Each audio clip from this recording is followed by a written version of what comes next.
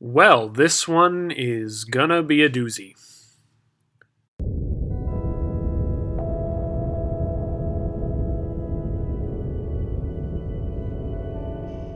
I released my last video, Generation Alienation, well over a year ago, which might be the longest I've ever gone without releasing a video.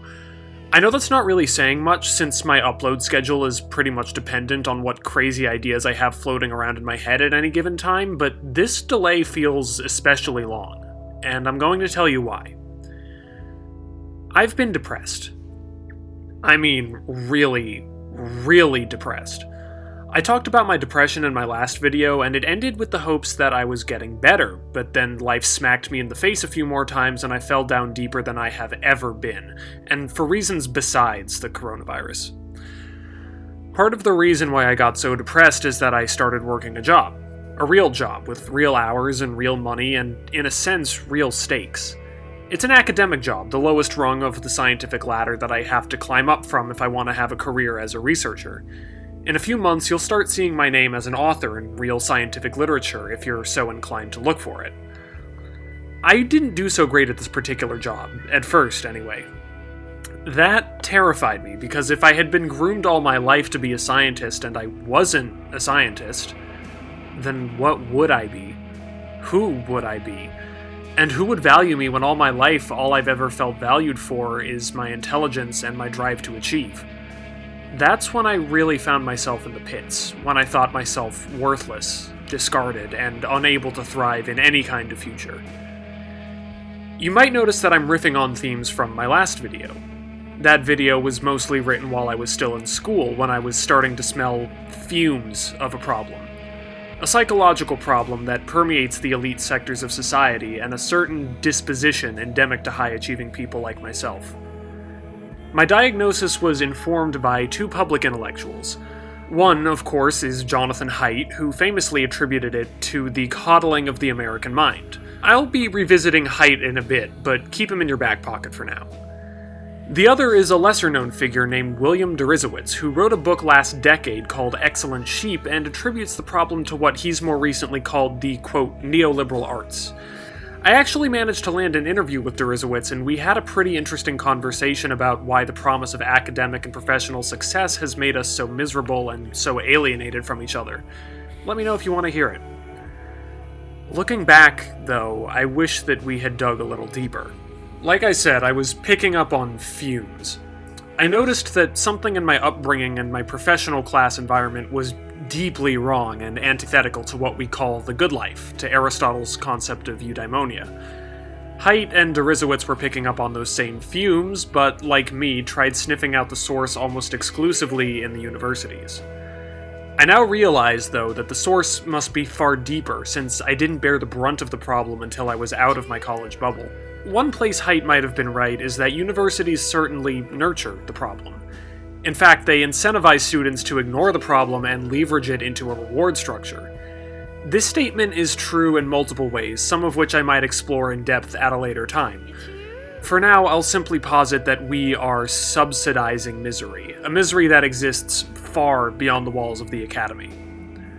When I experienced that misery in the deepest sense, I didn't get help when I needed it. I had spent a lifetime working around my problems instead of actually confronting them, just the way I'd been trained to, so naturally I did what I had always done in the past. I read, and tried to find a rational explanation. In that time, I read a lot of authors who exposed me to a much deeper caliber of idea than I had ever engaged with. Malcolm Harris, Paul Roberts, Daniel Markovits, Alice Miller, Robert Wright. Mix it with my philosophical background, and you get a bizarre confluence of ideas that require thorough explication and way too out there to be shared anywhere but an open-ended platform like YouTube. In the essays that I plan to release in the future, you will hear me saying some things that you would probably never expect me to say. You will hear me criticizing liberalism and singing the praises of socialism. I fully expect this to lose me some of my old fans, but I know I have a handful of die-hard followers whom I hope I can reason with in good faith. The truth is, I've always been on the left of the political spectrum. You might not have gotten that impression from my earlier content, but I've always been in favor of safety nets and some form of progressive taxation and redistribution.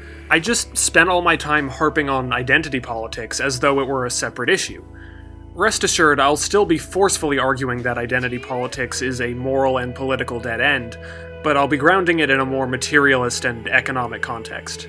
I've come to discover that there may be no bright lines between these issues at all. Still, I want to acknowledge that a real change has occurred here. A year of working and pulling myself out of depression has left me a completely different person than I was in 2019.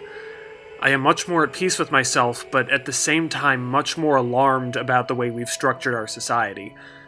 To that end, this channel will continue to be what it's always been.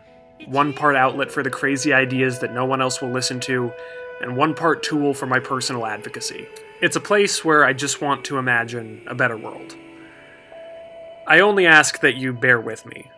Some days I really do feel like I'm going insane. Like the more I dig for truth, for answers, for solutions not just to my own problems, but to the world's, the more they feel out of reach. The more precise and high resolution they get, the more I lose confidence in their ability to actually be heard by a society that thrives on low-resolution narratives.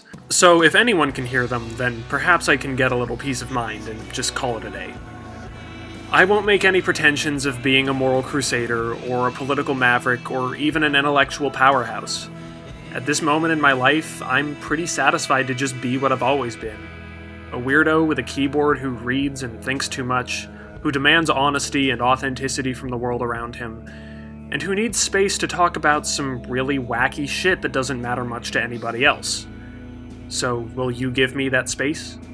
Will you go on this journey with me? Then I'd like to welcome you to Reality Weasel Phase 3.